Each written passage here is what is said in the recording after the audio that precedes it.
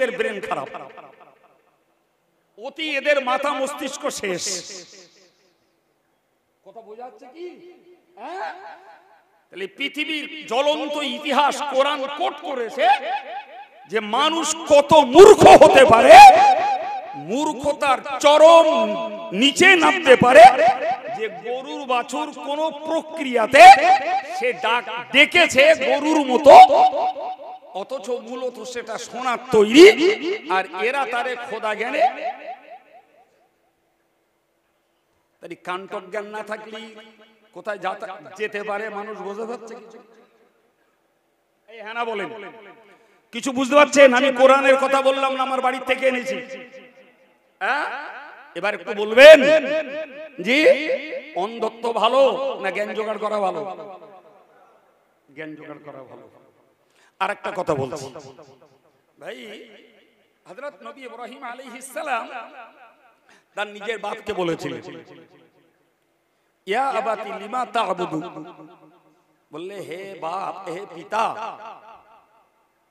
ওগো শ্রদ্ধেয় আব্বা, লিমা তা'বুদু, তুমি কেন উপাসনা করো? মা লা ইয়াসমাউ ওয়া লা ইউবসিরু ওয়া লা ইউগনি আনকা মিনাল্লাহি শাইয়্যা, এমন কিছু উপাসনা তুমি করছো যে তোমাকে, যে শুনতে পায় না, দেখতে পায় না, তোমার কোনো উপকার করতে পারে না। বেটা হয়ে আল্লাহর খলিল হযরত ইব্রাহিম আলাইহিস সালাম তার বাপকে বাঁচানোর জন্য চেষ্টা করে বলছে যে আপনি এমন কিছুর উপাসনা করছেন যারা শুনতে পায় না, যারা দেখতে পায় না, এবং যে কোনো উপকার করতে পারে না, তারই আপনি উপাসনা করছেন। কে বলছে কাকে? নবী ইব্রাহিম বলছে তার বাপকে। জি, এরপরে তিনি বললেন, ইয়া আবাতি ইন্নী ক্বাদ জাআনি মিনাল ইলম মা লাম ইয়াতিকা, শুনুন হে আব্বা, হে চাচারা, আমার কাছে আল্লাহর দেওয়া জ্ঞান আছে। আর একটু জোরে বলে, আমার কাছে কি আছে? আল্লাহর দেওয়া জ্ঞান আছে আমার কাছে, যে জ্ঞান আপনার কাছে নেই। যে জ্ঞান আপনার কাছে। সুতরাং হে বাপ, আপনি হতে পারেন সম্মানিত, হতে পারেন আমার জন্মদাতা, হতে পারেন আমার পরিষেবা দাতা, হতে পারেন আপনি আমার থেকে শ্রদ্ধাস্পদ, কিন্তু আপনার কাছে যেহেতু জ্ঞানের অভাব, আমি আপনাকে বলছি ফাত্তাবিউনি, জ্ঞানের জন্য আপনার উচিত আমার তাবেদারি করা। কি করা? জি 2025 সালের বুলদেপোতার 28শে ফাল্গুনের আজকের শেষ জলসা, আমি শেষ বক্তা। আমার পরে হুজুর আসবেন, দোয়া করবেন। প্রিয় ভাইরা আমার, কথাটা মাথায় রেখে বাড়ি যান।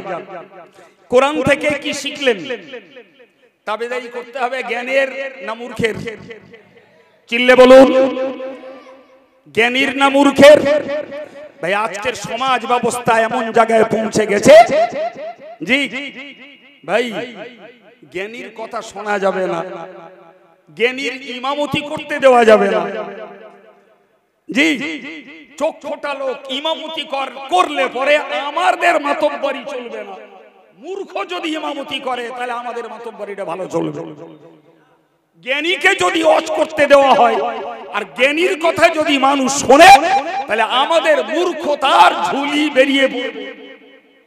অতএব যত পারো মিথ্যা প্রচার করো আর জ্ঞানীদের থেকে মানুষকে সরানোর চেষ্টা করো। জ্ঞানীর ইমামতি থেকে মুক্তাদিদেরকে সরাও, জ্ঞানের খনি থেকে মানুষকে বঞ্চিত করো, ততই আমাদের মূর্খের নৈরাজ্য চলতে থাকবে। হযরত নবী ইব্রাহিম কি বললেন? ইয়া আবাতি ইন্নী ক্বাদ জাআনি মিনাল ইলম, হে আব্বা, আমার কাছে জ্ঞান এসেছে আল্লাহর পক্ষ থেকে, মা লাম ইয়াতিকা, যে জ্ঞান আপনার কাছে নাই।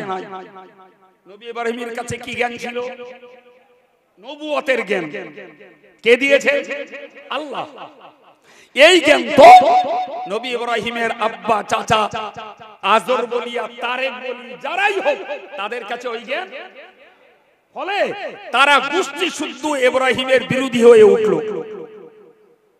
গোষ্ঠী শুদ্ধ ইব্রাহিমের বিরোধী হলো না? হলো না? যার শেষ পরিণতিতে নমরুদের কবলের প্রক্রিয়ায় তাকে অগ্নিতে দগ্ধীভূত করার চক্রান্ত করা হলো। সেখানেও চূড়ান্ত পর্যায়ে নিরাপত্তা এবং সুরক্ষা কে দিলেন? চিল্লে বলেন, জোরে বলেন আলহামদুলিল্লাহ। আর একটু জোরে বলেন আলহামদুলিল্লাহ। প্রিয় ভাইরা আমার, তাহলে নবী ইব্রাহিমের নিজের পরিবার সহ নমরুদের রাজশক্তি এক ইব্রাহিমের বিরুদ্ধে প্রয়োগ করা হলো। কিন্তু চূড়ান্ত পর্যায়ের পরীক্ষা দিতে দিতে দিতে দিতে নবী ইব্রাহিম লেটেস্ট ধৈর্যের পুরস্কার পেলেন। অগ্নিকুণ্ডে 40 দিন কাটালেন আর বেরিয়ে এসে বললেন, আমার জীবনের সব থেকে শান্তির দিন কেটেছে ওই 40 দিন, যে 40 দিন আমি নমরুদের অগ্নিকুণ্ডে ছিলাম।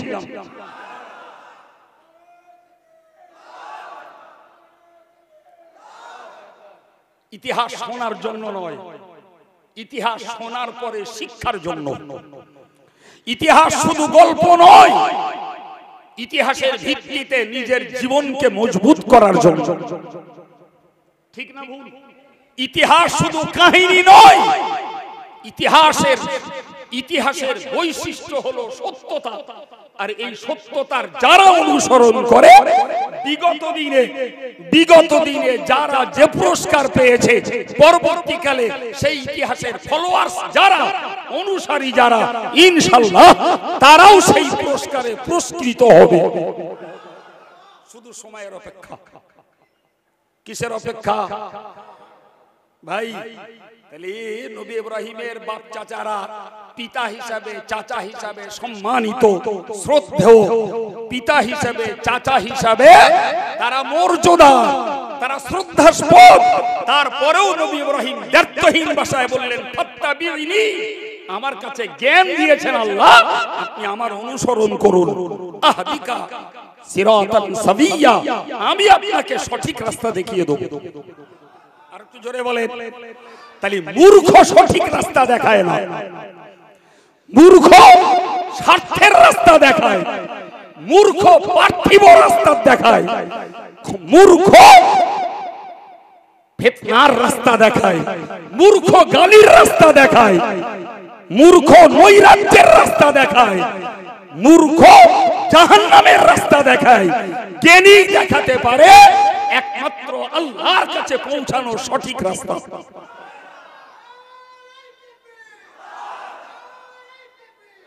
সুতরাং যারা কষ্ট করে, মেহনত করে আজকে বলতে পোতার এই ঐতিহ্যবাহী ৭১তম ইসালে সওয়াবের মজলিসে রমজান মাসে এই রাত সময় দিচ্ছেন, আমি আমার অযোগ্যতার ভিত্তিতে আপনাদের কষ্টের মর্যাদা দিতে কিছু কথা আপনাদেরকে উপহার দিলাম।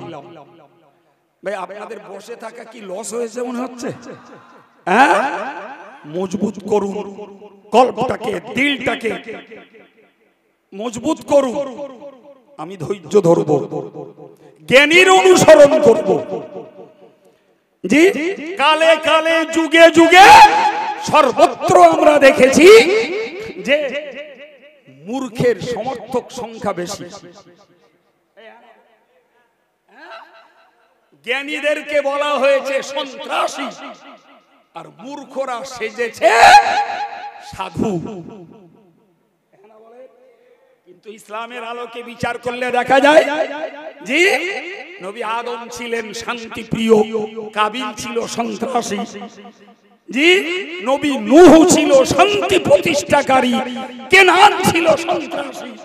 নবী ইব্রাহিম ছিলেন শান্তি প্রতিষ্ঠাকারী, নমরুদ তার দলীয় লোকেরা ছিল সন্ত্রাসী, ফেরাউন ছিল সন্ত্রাসী, নবী মুসা ছিলেন শান্তি প্রতিষ্ঠাকারী, হযরত মুহাম্মদুর রাসূলুল্লাহ সাল্লাল্লাহু আলাইহি ওয়াসাল্লাম ছিলেন সারা পৃথিবীর শ্রেষ্ঠ শান্তিকামী নেতা। আবু লাহাবরা ছিল সন্ত্রাসী। ঠিক না? আমি আজকে আপনাদেরকে বলবো ভাই, গাল আমাদেরকে শুনতে হবে। ইহুদিরা দিতে পারে, খ্রিস্টানরা দিতে পারে, মুশরিকরা দিতে পারে, অবুঝ অজ্ঞরা মুসলিম হয়েও দিতে পারে। আমরা ধৈর্যের পরিচয় দেব। শান্তি প্রতিষ্ঠার পক্ষে আমরা শ্রম দিয়ে, সময় দিয়ে, অর্থ দিয়ে আমাদের কৃচ্ছ সাধনা চালিয়ে যাব। জি, যারা সন্ত্রাসী সময় মতো আল্লাহর কাছে তারা সন্ত্রাসের তিরস্কার পাবে, আর শান্তি প্রতিষ্ঠাকারীরা ধৈর্যের বিনিময়ে লেটেস্ট তারা তাদের শান্তি প্রতিষ্ঠার পুরস্কার আল্লাহর কাছ থেকে পাবে। প্রিয় ভাইরা আমার, আমি আপনাকে বুঝিয়েছি অনুসরণকার জ্ঞানীর না মূর্খের? চিল্লে বলে, আমি একজনের রস করছি না। অনুসরণকার জ্ঞানীর না মূর্খের? প্রিয় ভাইরা, সুতরাং আমাদেরকে জ্ঞানী বানানোর জন্য চেষ্টা সাধনা আমাদেরকে চালিয়ে যেতে হবে। পয়সা দিতে হবে, শ্রম দিতে হবে, সময় দিতে হবে, সমর্থন দিতে হবে। কিসের জন্য? জ্ঞান প্রতিষ্ঠার জন্য, জ্ঞানী উৎপাদন করার জন্য। প্রিয় ভাইরা, শুকরিয়া আদায় করছি আপনাদের অন্তর থেকে, দোয়া এবং ধন্যবাদ জানাচ্ছি যে আপনারা সারাদিনের কষ্টের পরেও আগামীতে কষ্টের টেনশন মাথায় নিয়েও আজকে বলদেবতার ঐতিহ্যবাহী ইসালে সাহেবের মর্যাদা রক্ষা করতে বসেছেন। আমি অধমের কিছু কথা ধৈর্যের সঙ্গে মনোযোগের সঙ্গে শুনলেন, আল্লাহ জাযা দেন, বলুন আমি। আমি বক্তব্য ছাড়বো তার আগে আপনাদের কাছে আন্তরিক নিবেদন। নিশ্চয়ই জানেন রমজান মাসে ইফতারে সওয়াব পড়াতে দ্বিগুণ খরচা হয়েছে। একটা ইফতারি খরচ, ফের মেহমানদারির খরচ, এবং এখন যে জলসা চলছে এরপরেও তাবরুকের আয়োজন করেছে।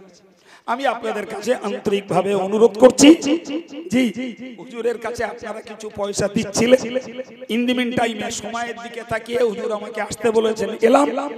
জি, কিছুক্ষণ ওয়াজ না শুনলে আপনাদের হক আদায় হবে না, তাই কিছু ওয়াজ শোনালাম। এবার একটু দাবি করছি বাবু, প্রতিষ্ঠানটার আগামী 1 বছরের চলাচলতির জন্য কারা পারে 10,000, 5,000, 2,000, 1,000, 200, 500, 120, 50, যিনি যেমনটি পারেন, আমি দুহাত জোড়ে আপনাদের কাছে দাবি রাখছি, একটু উঠে আসুন, কিছু দান দেন। হোস্টেল চলে, কিছু চাল ডাল আলু, যিনি যেমনটি পারেন একটু প্রতিশ্রুতি রাখুন। আলহামদুলিল্লাহ। জি, অল্পক্ষণ, মিনিট 15 এর পিছনে আমি সময় দেবো। আমি হুজুরকে বলে দিয়েছিলাম, হুজুরকে ডাকবো, ছেলেগুলোর পাগড়ি পরাবো, হুজুর দোয়া করবে। একটু আসুন বাবু, কে পারেন একটু বলেন। 2,000 টাকা দেবেন, বিসমিল্লাহ বলে একটু হাত দেন, একটু হাত দেন। 2,000 টাকা দেবেন, 1,000 টাকা দেবেন, 1 বস্তা চাল দেবেন, 10 কিলো ডাল দেবেন, 1 বস্তা আলু দেবেন। মাশাআল্লাহ, আল্লাহ শুকর, আল্লাহ কবুল করুন। আল্লাহ কষ্টোপার্জিত অর্থের এই দানগুলোকে আল্লাহ মঞ্জুর করুন। জোরে বলুন আমিন। আর একটু জোরে সরে বলেন আল্লাহুম্মা আমিন। নারায়ে তাকবীর, নারায়ে তাকবীর। বলদেবতা আমিনিয়া হাফিজি ও খারিজি মাদ্রাসা, বলদেবতা ঐতিহ্যবাহী ইসালে সাওয়াব সিলসিলায়ে মুজাদ্দিদে জামা, অল ইন্ডিয়া সুন্নাতুল জামা। নারায়ে তাকবীর, নারায়ে তাকবীর। দাতাগণ, দাতাগণ, শুকরিয়া আল্লাহর দরবারে। অনেকে 200, 500, 20, 50 যিনি যেমন পারছেন দিচ্ছেন। ভাই সিগনালে বুঝে গেছেন জলসা শেষ হবে, কারোর খসবার সময় আর নাই। শেষ 500 টাকা দিয়েছেন, পরে 500 দেবেন, 1,000। জোরে বলুন মারহাবা। নারায়ে তাকবীর, নারায়ে তাকবীর। দাতাগণ, সিলসিলায়ে মুজাদ্দিদে জামা, অল ইন্ডিয়া সুন্নাতুল জামা। নারায়ে তাকবীর।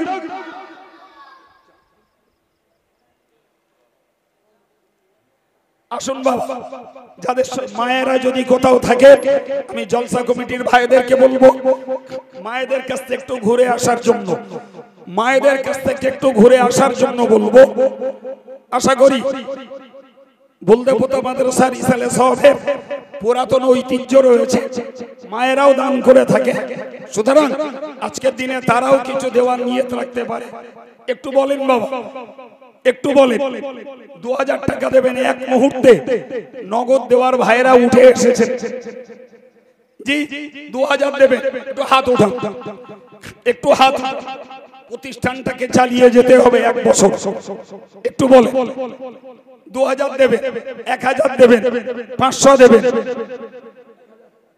রিয়াজুল ইসলাম 1000 টাকা কাউ গাছে আল্লাহ কবুল করুন বলুন আমিন নারায়ে তাকবীর নারায়ে তাকবীর সম্মানিত ভাইরা রমজান মাস নিশ্চয়ই জানেন যে রমজান মাসে একটা ফরজ কাজ করলে 70টা ফরজের মতো সওয়াব হয় রমজান মাসে একটা নফল কাজ করলে ফরজের সমতুল্য সওয়াব হয় এ মাদ্রাসায় অন্যান্য সময়ও দান করেছেন আমি আন্তরিকভাবে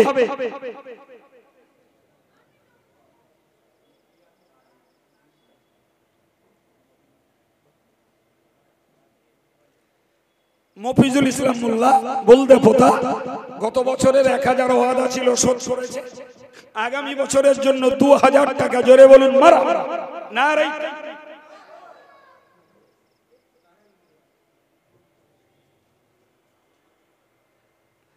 আমার ভাই 1500 টাকা নগদ দিয়েছে রায়হান মোল্লা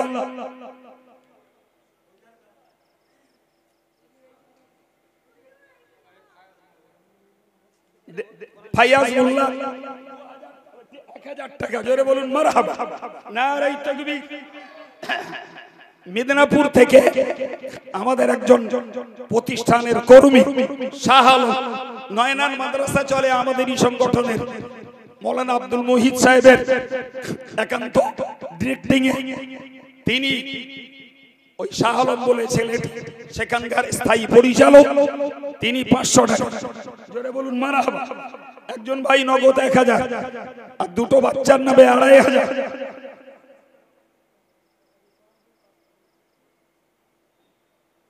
এই বাচ্চাটি থ্যালাসেমিয়া রোগে আক্রান্ত কোরআন শরীফ দিয়েছে এবং কোনানগর বাড়ি আব্বাসউদ্দিন গাজী 500 টাকা জি নগদ 100 টাকা দিয়েছে একটা বাচ্চা ছেলে 1000 টাকা আমার আরেক ভাই যিনি 700 টাকা দিয়েছে আব্দুর রউফ সাহেব বলতে পোতা আব্দুর রউফ সাহেব বলতে পোতা নগদ 10000 টাকা জোরে বলুন মারহাবা নারায়ে তাকবীর আল্লাহু আকবার চৈতলের এক মহিলা নগদ 200 টাকা আমার আরেকজন ভাই 500 টাকা আরেকটি বাচ্চা ছেলে 100 টাকা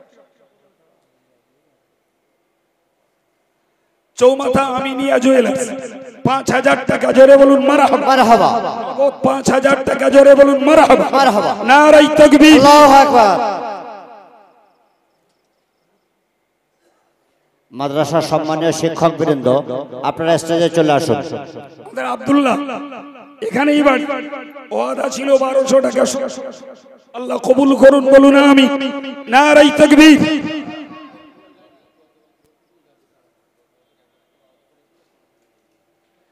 রফিকুল ইসলাম গাজী 1000 টাকা ওয়াদা ছিল খড়মপুরে বাড়ি তিনি 1000 টাকা ফোন পেতে শোধ করেছেন আল্লাহ তার রুজি রোজগারের রাস্তায় বরকত কায়েম রাখেন বলুন আমিন আল্লাহুম্মা নারায়ে তাকবীর আল্লাহু আকবার কালিমুল্লাহ ঘোলায় বাড়ি 1000 টাকা বলুন মারহাবা মারহাবা নারায়ে তাকবীর আল্লাহু আকবার বলেন বাবু সুযোগ হাতছাড়া করবেন না দান জীবনে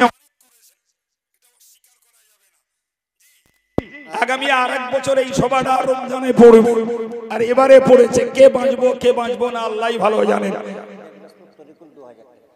জি তো যে রমজান মাসে একটা নফল কাজ করলে ফরজের সমতুল্য সওয়াব হয় আমরা দান করে ভিখারি হয়ে যাই না বাবু আজকের এই সুযোগটা হাতছাড়া না করে একটু বলুন 1000 দেবেন এক বস্তা চাল দেবেন এতটা মানুষ আছে আমরা সহজেই 10-20 বস্তা চাল এক একজন বলতে পারি বাবা তরিকুল ইসলাম দেবরাজপুর 2000 টাকা জোরে বলুন মারহাবা মারহাবা নারায়ে তাকবীর আল্লাহু আকবার নারায়ে তাকবীর আল্লাহু আকবার বলেন আমি আপনাদের ধৈর্য হারা করিনি বাবা কালিমুল্লাহ জি 2 বস্তা চাল, জোরে বলুন মারহাবা। মারহাবা। আর একটু জোরে বলেন আল্লাহুম্মা আমিন। আল্লাহুম্মা আমিন। নারে তাকবীর। আল্লাহু আকবার।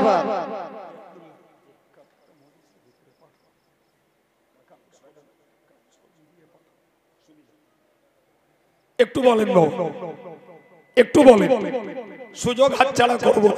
গত দুদিন আপনারা কতটা কি দান দিয়েছেন আমি জানি না বাবু, এমনটাও হতে পারে আজকে যারা আছেন হয়তো গত দুদিন তারা আসেননি, নিয়ত করেছিলেন শেষ দিনে যাব, এমনটাও হতে পারে। জি আজকের আমার আগে হুজুর একটু দান তুলেছেন কয়েক মিনিট, তাছাড়া আর উঠেছে বলে মনে হয় না। একটু বলেন না বাবা, 3 নম্বরে 25 কিলো চাল দেবেন একজন বলে। কিছু চাল অন্তত হোস্টেলে স্টক হোক, যারা তালিবুল ইলমরা সেটাকে উপভোগ করবে। 3 নম্বরে আমার চৈতলের একজন 150, আরেকজন 50, আমার আরেক ভাই 50 টাকা বলেন। 3 নম্বরে 25 কিলো চাল বলেন একজন।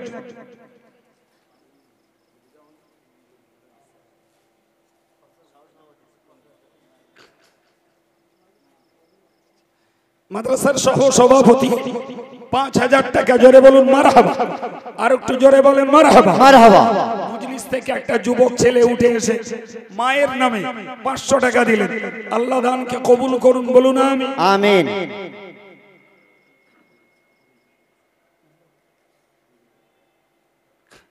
হাবিবুল্লাহ গাজী রামনগরে বাড়ি, আব্বা ইন্তেকাল করেছেন, আব্বার জন্য 1000 টাকা, জোরে বলেন মারহাবা। মারহাবা। নারে তাকবীর। আল্লাহু আকবার। ভাই আগামীকাল মজলিসটা চলবে না, আমিও আপনাদের কাছে চাইতে আসবো না বাবা। যারা আছেন যদি আজকের দিনে শরীক না হওয়া হয় একটু বলুন। 500 টাকা পারেন, 1 বস্তা চাল পারেন, 10 কিলো ডাল পারেন, 1 বস্তা আলু পারেন। জি যেহেতু এসএল সব করলেই শেষ হয়ে যায় না, সারা বছর হোস্টেল চালাতে হয়। আপনাদের সামান সরাসরি তালিবুল ইলমরা উপভোগ করবে। একটু নিয়ত করে বলুন না যে আমি নবীর শানে যে সমস্ত ছাত্ররা পড়াশোনা করছে, ইলমে দ্বীন শিখছে, তাদের খেদমতে দিচ্ছি। একটু বলেন। গোলামে হিয়া আমার একটা প্রিয় ভাই হাফেজ সাহেব, জি পানা পুকুরে বাড়ি, 1000 টাকা, জোরে বলুন মারহাবা। মারহাবা। নারে তাকবীর। আল্লাহু আকবার। নারে তাকবীর। আল্লাহু আকবার। দাতাগণ জিন্দাবাদ। দাতাগণ জিন্দাবাদ। শ্রোতাবৃন্দ জিন্দাবাদ। নারে তাকবীর। আল্লাহু আকবার। বলেন না বাবা। তরিকুল ইসলাম কাউকাছি 500 টাকা, জোরে বলুন মারহাবা। মারহাবা। নারে তাকবীর। আল্লাহু আকবার। বলেন বাবু, একটু বলুন। জি আমি বলেছি আলাউদ্দিন ঘনেশ্যামপুর 2 বস্তা আলু, জোরে বলুন মারহাবা। মারহাবা।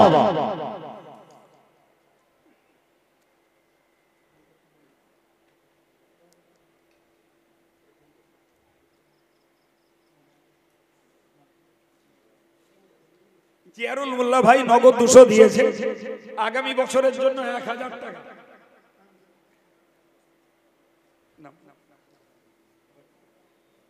হায়দার আলী একটি যুবক ছেলে, নগদ 100 টাকা এবং 1 বস্তা চাল। 1 বস্তা চাল। আরেকটি দিনদার যুবক ছেলে, সেও 100 টাকা দিয়েছে। বাবু দূরে দারাজে যারা আছেন, দোকান পাশারিতেও আছেন, বিল্ডিং এও কোথাও আছেন, একটু দেখুন, সুযোগটা হাতছাড়া করবেন না। আমার একজন প্রিয় ভাই আমাদের সংগঠনের সব প্রতিষ্ঠানের খেদমতে যুক্ত, কীর্তিপুরে বাড়ি, শফিকুল ইসলাম ভাই 1000 টাকা, জোরে বলুন মারহাবা। মারহাবা। একটু জোরে বলেন না মারহাবা। মারহাবা। নারে তাকবীর। আল্লাহু আকবার। ভাই আমি মজলিসে ছেলে পাঠিয়েছি কাগজ কলম দিয়ে, কেউ যদি লিখিয়ে দেন আমি পরে প্রচার করে দেবো। আমার এক ভাই 50 টাকা দিয়েছেন, একটু বলেন। সরাসরি হাত তুললে আমরা নাম জেনে নেব, না হলে ছেলেটা লিখছে ওর কাছে লেখান। জি ভাই একটু পরই এবছরের সবার পরিসমাপ্তি ঘটবে।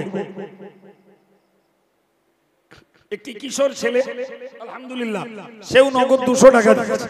আল্লাহ কবুল করুন, বলুন আমিন। আমিন। ভ্যাবলায় বাড়ি হানিফ ভাই 25 কেজি চাল। ভ্যাবলায় বাড়ি হানিফ ভাই 25 কেজি চাল। জোরে বলুন মারহাবা। মারহাবা। বলেন একটু বলেন। আমি আপনাদের পকেট উজাড় করতে বলিনি, সুযোগ মতো দেবে। আমাদের স্নেহভাজন হযরত মাওলানা আবু হোসেন নেরুলি 1000 টাকা। জোরে বলুন মারহাবা। মারহাবা। আর একটু জোরে বলেন না মারহাবা। মারহাবা। বসে আছেন অন্তত অন্য মনস্ক না হয়ে।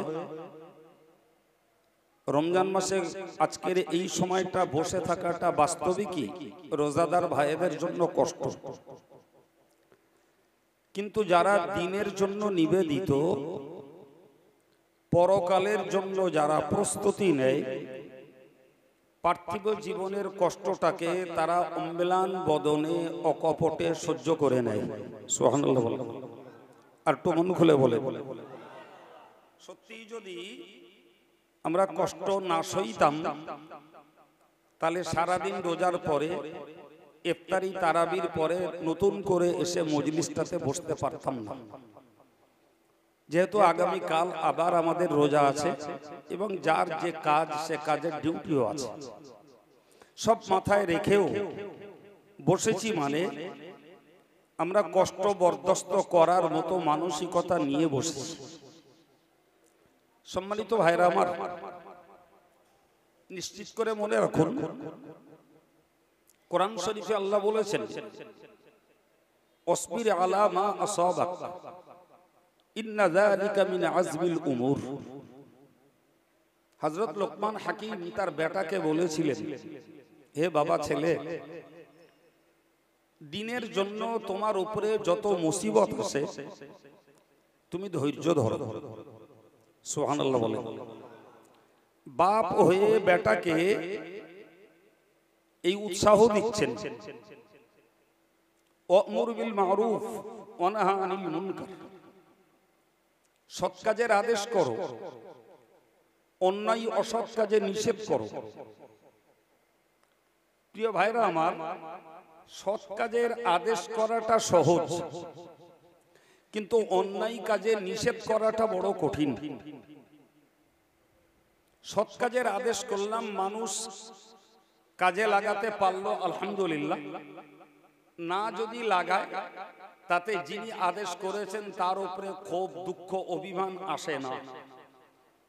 কিন্তু অন্যায় কাজের নিষেধ করলে মানুষ সেটিকে সহজে হজম করতে চায় না। উপরন্তু অন্যায় কাজের নিষেধ করলে মানুষ ওই নিষেধকারীর উপরে বিশুদ্ধার করে। ঠিক কিনা একটু জোরে বলবেন? ঠিক। তো হযরত লোকমান হাকিম জানেন যে আমার বেটা যখন অন্যায় কাজের নিষেধ করবে তো স্বাভাবিকভাবেই মানুষ আমার বেটার উপরে ক্ষিপ্ত হবে। তিনি জেনে বুঝে নিজের বেটাকে বিপদের দিকে ঠেলে দিলেন। সুবহানাল্লাহ বলে। আর একটু জোরে বলে। আবার একবার কথাটাকে মাথায় নেন। তিনি জেনে বুঝে তার বেটাকে একটা বিপদকালীন পরিস্থিতির দিকে ঠেলে দিলেন। হে বাবা ছেলে, অন্যায়ের নিষেধ করো। এরপরে বললেন, শোনো বাবা, তুমি যখন অন্যায়ের নিষেধ করবে তোমার উপরে সমূহ বিপদ আসবে। সমূহ বিপদ আসবে। ভাই, আপনাদের দেখে ওয়াজ করতে ইচ্ছা হচ্ছে, কিন্তু রমজান মাস তো, সেই জন্যে বিস্তার কথা বলতেও কষ্ট মনে হচ্ছে। তো আমি সংক্ষিপ্ত আপনাকে আর একটা কথা শোনাচ্ছি। কোরআন শরীফে আল্লাহ বলেছেন, কোরআন শরীফে আল্লাহ বলেছেন, লাতাসমাউন্না মিনাল্লাযীনা উতুল কিতাবা মিন ক্বাবলিকুম ওয়া মিনাল্লাযীনা আশরাকু আযান কাসীরা। মানে কি? আল্লাহ বললেন যে তোমরা পৃথিবীতে তোমাদের মালের জন্য পরীক্ষিত হবে, তোমরা পৃথিবীতে তোমাদের জানের জন্য পরীক্ষিত হবে। সবথেকে বড় পরীক্ষা হলো মুশরিকদের কাছ থেকে এবং ইহুদিদের কাছ থেকে, খ্রিস্টানদের কাছ থেকে তোমরা এমন কিছু কথা শুনতে পাবে যেগুলো তোমাদের জন্য কষ্টের কারণ হবে। কথাটা বলছেন আল্লাহ। তাহলে ইমানদাররা, আল্লাহওয়ালারা, দাড়িওয়ালারা, টুপিওয়ালারা, সুন্নি পোশাকধারীরা, নবী পাকের গোলামেরা, এরা পৃথিবীতে দ্বীন নিয়ে, ঈমান নিয়ে, সুন্নাত নিয়ে, তাকওয়া নিয়ে এরা বাঁচবে। বিনিময়ে ইহুদি, খ্রিস্টান এবং মুশরিক, আল্লাহ বললেন এদের পক্ষ থেকে এমন কিছু কথা তোমাদের কানে পৌঁছাবে আযান কাসীরা, যাতে তোমরা প্রচুর পরিমাণে কষ্ট পাবে। কথাটা কার? চিল্লে বলে। আচ্ছা, এই যে আল্লাহ পাক এই কথাটা শোনালেন, আচ্ছা বাবু, আমরা যারা ইমানদার মুসলমান, আল্লাহর পথে থাকতে চাই, দ্বীনের পথে থাকতে চাই, নবীর তরিকাতে থাকতে চাই, ভাই আল্লাহ পাকের পক্ষ থেকে এই কথাটা আমাদের জন্য কি একটা উৎসাহ নয়? আল্লাহই বলছেন যে তোমরা দ্বীনের উপরে থাকার জন্য ইহুদি, খ্রিস্টান এবং মুশরিকদের কাছ থেকে কষ্টদায়ক কথা তোমরা শুনতে পাবে। যদিও দুঃখের সঙ্গে বলতে হয়, আজকে হকের পথে থাকার জন্য ইহুদি, খ্রিস্টান এবং মুশরিকরা যা বলছে সেগুলো তলিয়ে যাচ্ছে, কিন্তু তার থেকেও অনেক ভয়ঙ্কর এবং বিষাক্ত কথা বলছে মুসলমান ভাইরাই মুসলমানদেরকে। তাহলে ও থেকে আমাদের শিক্ষা নিতে হবে। ইহুদি, খ্রিস্টান, মুশরিকরা তারা যদি অবান্তর কথা বলে আমাদেরকে বিপুল কষ্ট দেয়, তাহলে ঠিক তার পাশাপাশি দাঁড়িয়ে মুসলিম ভাইয়েরাও অবুঝ হওয়ার জন্য তারা কষ্টদায়ক কথা বলতে পারে। এই কথা শুনতে পাচ্ছেন? চিল্লে বলেন, কথা বুঝতে পেরেছেন? রাত জেগে বসে আছেন, আর আমি প্রচুর কষ্ট করে এই সময় দিয়েছি শুধু সংগঠনের প্রতিষ্ঠানের স্বার্থে। তো কয়েক মিনিট কথা না বললে আপনাদেরও বসার মূল্য হবে না, আর আমারও আসার মূল্য হবে না, নাকি? ঠিক না ভুল? তো কথাটা যদি মনোযোগ দিয়ে শোনেন তাহলে তো আমার বকার সার্থকতা। কি শিখিয়েছি আপনাদের? যে দ্বীনের উপরে, হকের উপরে, ন্যায়ের পথে, আল্লাহ রসুলের পথে থাকার জন্য ইহুদি, খ্রিস্টান এবং মুশরিকরা অনেক কষ্টদায়ক কথা বলবে।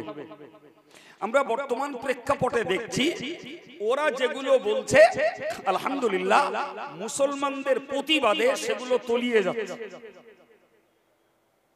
জি, কিন্তু মুসলমানরা অজ্ঞতার কারণে, মূর্খতার কারণে, অবুঝ হওয়ার কারণে এমন কিছু অবান্তর কথা বলছে যেগুলো তলিয়ে যাচ্ছে না, বরং প্রতিবাদ করলে তুষের আগুনের মতো ধিকে ধিকে জ্বলে উঠছে। আল্লাহ বললেন, ওয়াইন তাসবিরু ওয়া তাত্তাকু, যদি তোমরা ধৈর্য ধরো আর যদি তোমরা পরহেজগারিতা অবলম্বন করো, তাহলে মনে রাখো ফাইন্না যালিকা মিন আজমিল উমুর, এটাই তোমাদের জীবনের সবথেকে গুরুত্বপূর্ণ কাজ। সুবহানাল্লাহ বলেন। তাহলে আজকের এই মজলিস থেকে আমরা আরেকটা জিনিস শিখব, সেটি হলো ভাই, ইহুদিরা গালি দিক, খ্রিস্টানরা গালি দিক, মুশরিকরা গালি দিক, কোন অবুঝ অজ্ঞ মুসলমানরা গালি দিক, আমাদেরকে চরম পরম ধৈর্যের পরিচয় দেওয়া লাগবে এবং ধৈর্যের পরিধিটা, গভীরতাটা আরো বাড়াতে হবে। গাল দিলে পাল্টা গাল দেবো না। জি, কেউ মুর্দাবাদ দিলে উল্টো তাকে জিন্দাবাদ দেবো, কেউ ধ্বংসের দোয়া করলে তার জন্য বেঁচে থাকার দোয়া করব। তোরা বেঁচে থাক বাপ, নাকি কেউ মুর্দাবাদ দিলে তারা জিন্দাবাদ দেবো, তুই আরো বেঁচে থাক, বেঁচে থেকে দেখ তোর মুর্দাবাদ কবুল হচ্ছে কিনা। তাহলে কষ্টদায়ক কথা ইহুদিরা বলবে, খ্রিস্টানরা বলবে, মুশরিকরা বলবে, পর্যায়ক্রমে বর্তমান প্রেক্ষাপটে মুসলমানরাও বলছে, আমরা শুনছি, তার রাজ সাক্ষী দেশের লক্ষ কোটি জনতা। এই হ্যাঁ না বলে, হ্যাঁ? আমাদের কর্তব্য কি বলেছি বাবা, জোরে বলে, সবাই মিলে বলে, ধৈর্য আরো বেশি বাড়াবো, ধৈর্য আরো বেশি।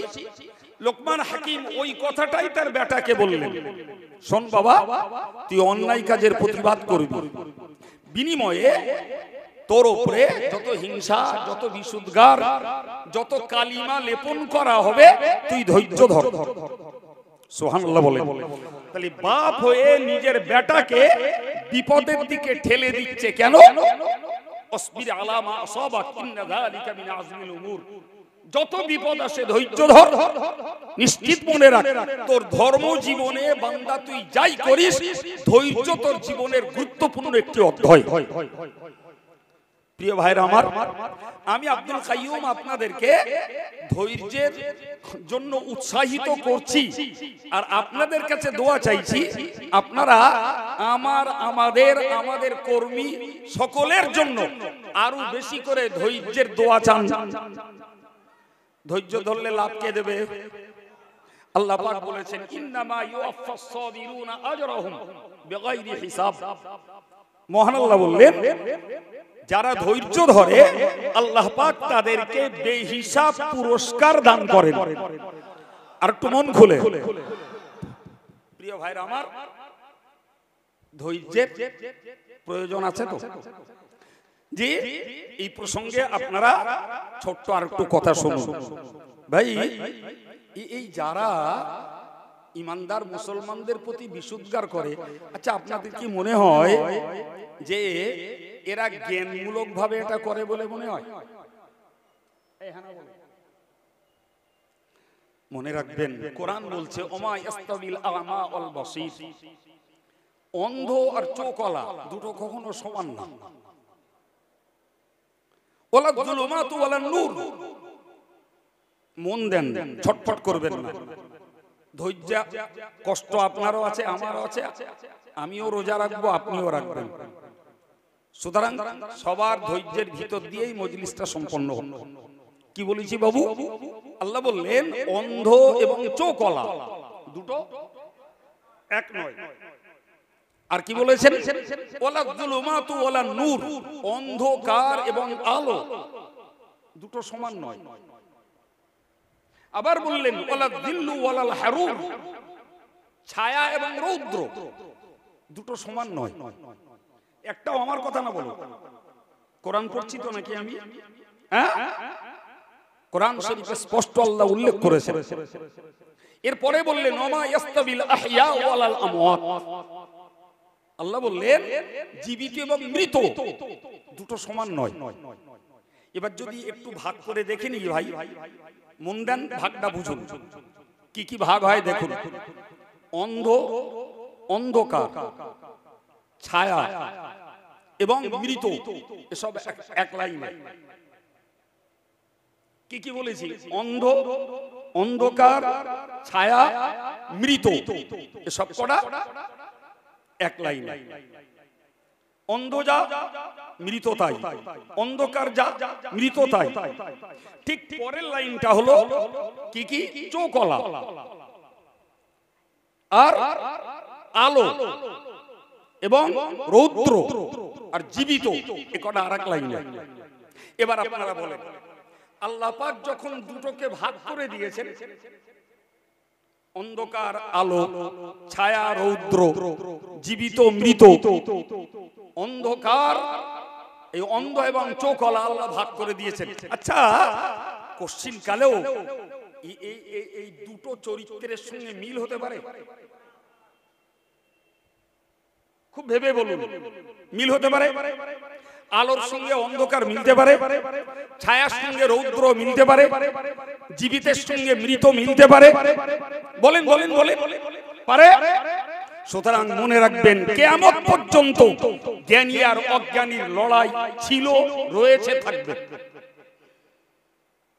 জ্ঞানী আর অজ্ঞানীর লড়াই ছিল, রয়েছে, থাকবে। না থাকবে? জি, আবার মুখস্থ করুন ভালো করে। কোরআন বলছে আল ইয়াস্তাবিল লাযীনা ইয়ালামুন ওয়াল লাযীনা লা ইয়ালামুন। আল্লাহ বলছেন, হে বিশ্ব মানব তোমরা বলো, হাল ইয়াস্তাবিল লাযীনা ইয়ালামুন ওয়াল লাযীনা লা ইয়ালামুন। একদল লোক জানে আর একদল লোক জানে না, এই দুটো কি সমান? জোরে বলেন। আপনারা যেটা না বলছেন, আমার আল্লাহ পাক ওইটাকেই বুঝিয়েছেন যে জ্ঞানী আর অজ্ঞানী, জানা আর না জানা, এই দুটো শ্রেণীর মানুষ কখনো সমান। ইতিহাসটাকে খুলুন। নবী আদম আলাইহিস সালাম ছিলেন জ্ঞানী, তার বেটা অজ্ঞানী কাবিল নবীর কথা নেয়নি। নবী নূহ ছিলেন জ্ঞানী, তার বেটা কেনান অজ্ঞানী, আব্বার কথা নেয়নি। নবী ইব্রাহিম ছিলেন জ্ঞানী, তার নিজের বাপ চাচারা তার মতো জ্ঞানের কথা তার কাছ থেকে জোরে বলে নেয়নি।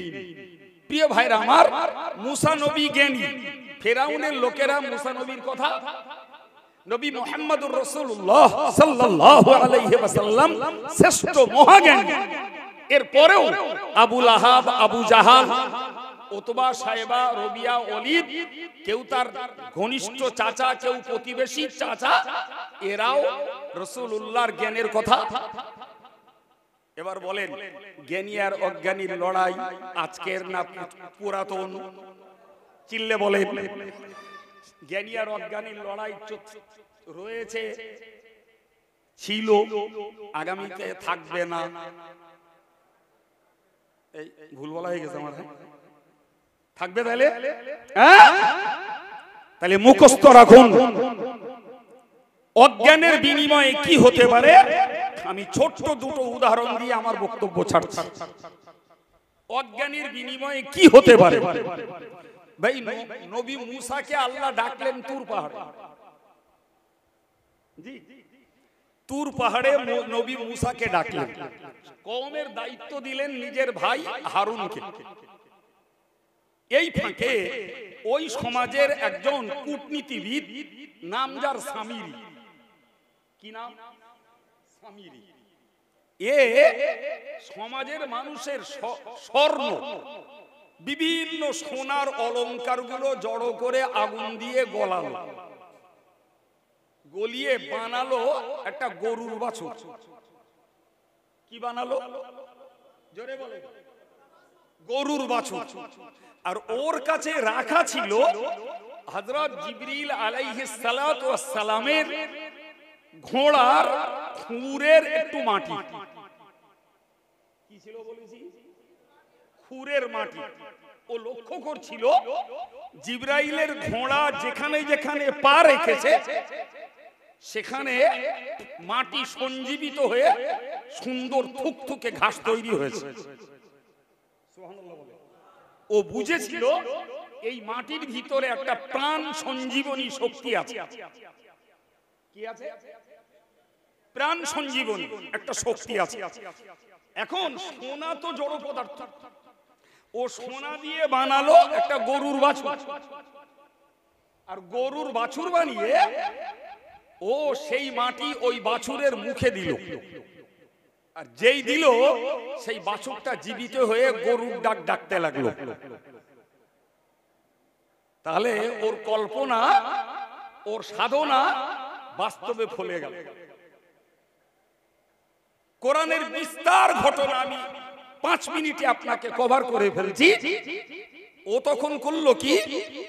তখন ও বলল কওমের লোকেদের, ফাকালু হাযা ইলাহুকুম ওয়া ইলাহু মূসা। মূর্খতার দোষ বুঝুন। কিসের দোষ বলছি? জোরে বলুন। মূর্খতার দোষ।